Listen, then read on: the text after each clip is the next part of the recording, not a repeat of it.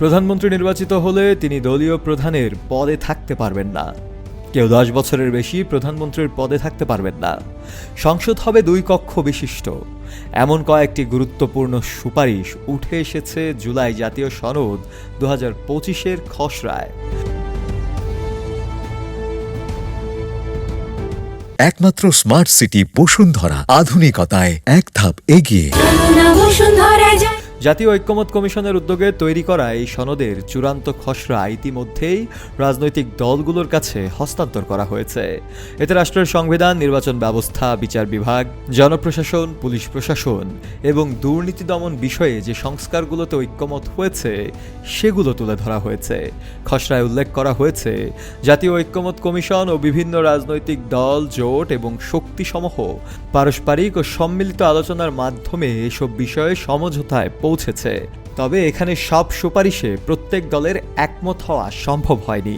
কিছু দল নির্দিষ্ট কিছু প্রস্তাবের ব্যাপারে আপত্তি জানিয়েছে।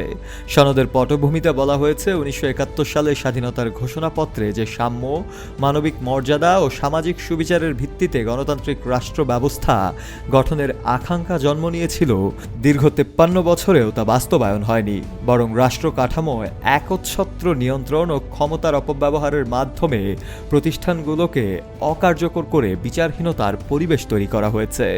সনদে আরও বলা হয়, গত 1.5 দশকে আওয়ামী লীগ সরকার সংবিধান সংশোধনের মাধ্যমে ক্ষমতাকে কুক্ষিগত করেছে, বিভিন্ন নিবর্তনমূলক আইন প্রণয়ন করেছে, নির্বাচন ব্যবস্থা ধ্বংস করেছে, বিচার বিভাগ ও জনপ্রশাসনকে দলীয়করণ করেছে এবং দুর্নীতির মাধ্যমে রাষ্ট্রীয় সম্পদ লুণ্ঠনের সুযোগ তৈরি করেছে।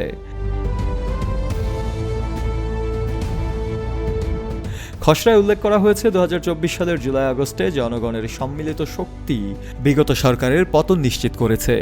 এরপর জনগণের মনে রাষ্ট্র কাঠামো পুনর্গঠনের প্রবল আকাঙ্ক্ষাও তৈরি হয়েছে।